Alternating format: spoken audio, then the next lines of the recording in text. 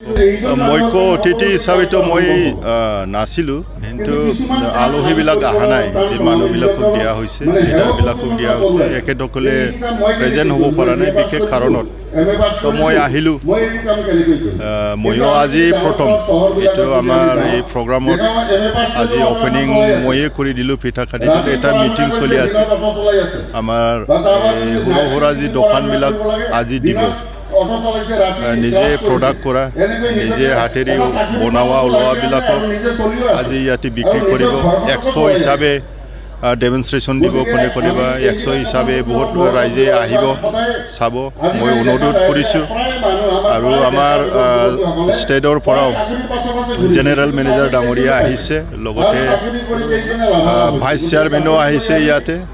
আৰু আমাৰ যি অসম গভৰ্ণমেণ্টৰ ডক্টৰ হিমন্ত বিশ্ব শৰ্মা ছাৰৰ যি গোটেই দিগতে মানে তেখেতৰ ইনিচিয়েটিভ, নতুন যি ইনিচিয়েটিভ, তেখেতক মই প্ৰশংসা কৰিছোঁ।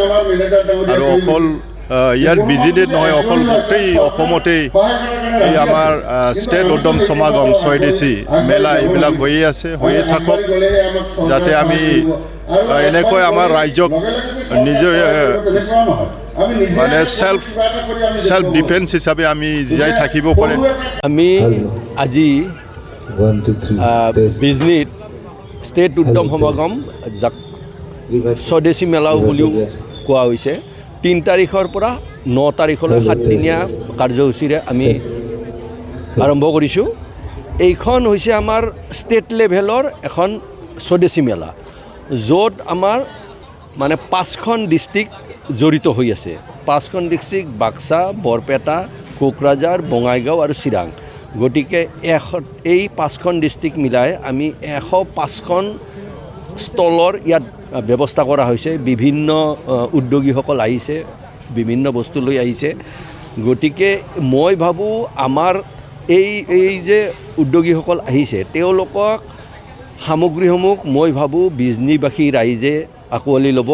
আৰু তেওঁলোকৰ ইয়াতে যদি বিক্ৰী হয়, ভাল সঁহাৰি পায় বিজনীবাসী ৰাইজৰ পৰা, তেওঁলোকে বহুত আগুৱাই যাব পাৰিব। অলৰেডি আমি এই প্ৰগ্ৰেমটোৰ পাব্লিচিটিৰ কাৰণে অলৰেডি আমি বিজনী টাউন বা গাঁৱে ভূঞে আমি মাইকিঙৰ ব্যৱস্থা কৰা হৈছে। বিভিন্ন সমাজ সংস্থাক অলৰেডি আমি এইটোৰ কাৰণে পাব্লিচিটি কৰাৰ কাৰণে আমি অলৰেডি উদ্যোগ লৈছোঁ, তেখেতসকলেও পাব্লিচিটি কৰিছে। মই ভাবোঁ ইয়াত ষ্টল দিয়া যিখিনি ষ্টল আছে, উদ্যোগী আছে, তেখেতসকলে বিজনীবাসী ৰাইজৰ পৰা ভাল সঁহাৰি পাব। আৰু তেওঁলোকে যোৱাৰ সময়ত যাতে হাঁহি মুখে যাব পাৰে, সেইটোৱে আমাৰ প্ৰয়াস।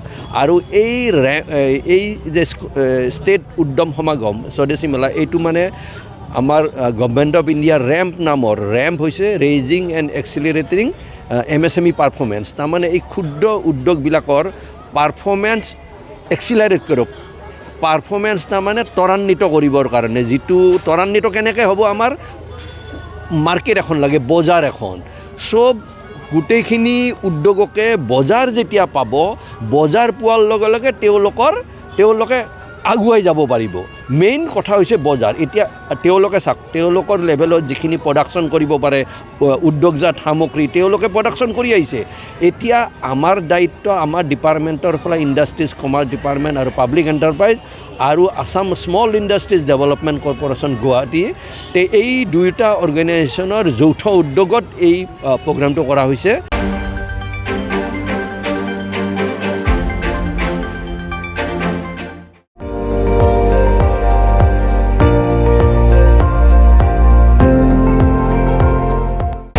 আপুনি চাই আছে ND24, সৰ্বশ্ৰেষ্ঠ নহয়, সৰ্বোত্তমৰ দৌৰত।